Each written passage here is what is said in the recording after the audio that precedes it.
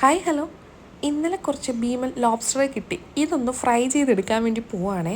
പക്ഷേ ഇത് കൊണ്ടുവന്നപ്പോഴേക്ക് ഇതെങ്ങനെയാണ് കട്ട് ചെയ്യേണ്ടതെന്നൊന്നും എനിക്കറിയില്ല. കാരണം ഈ വക സാധനം ഞാൻ കണ്ടിട്ടുണ്ടെങ്കിലും നമ്മളെ വീട്ടിൽ ഇതങ്ങനെ വാങ്ങാറൊന്നും ഇല്ലായിരുന്നു.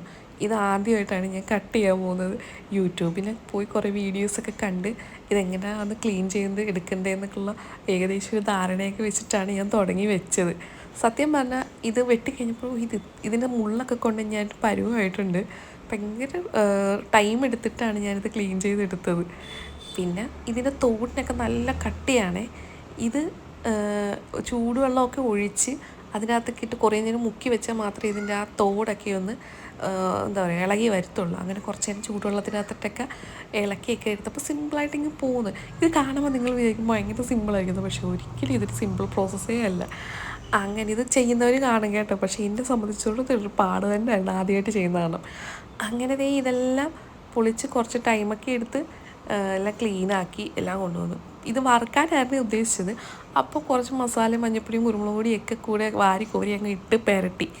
രാത്രി ഏതാണ്ട് 10 മണി കഴിഞ്ഞിട്ടുണ്ട് ഞാനിതൊക്കെ ഉണ്ടാക്കി വന്നപ്പോഴത്തേക്ക്. അന്നേരം ഇവിടെ എല്ലാവരും ഇത് കഴിക്കാൻ വേണ്ടിയിട്ടുള്ള വളരെ ക്യൂരിയോസിറ്റിയിൽ ഇവിടെ ഇരിപ്പുണ്ടായിരുന്നു.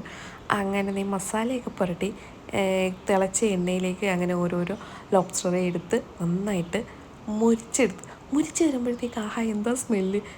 ഇവിടെ ഉള്ളവരെ എല്ലാവരും കൂടെ മണം പിടിച്ചിട്ട് ഇവിടെ കുറേ നേരം നല്ല മണം നാട്ടുകാർ മൊത്തം അറിഞ്ഞിട്ടുണ്ടാവും ഞാൻ ഈ പാതിരാത്രിക്ക് ഈ അടുക്കളയിൽ എന്തോ ഒരു സാധനം ഉണ്ടാക്കിക്കൊണ്ടിരിക്കുകയെന്ന്.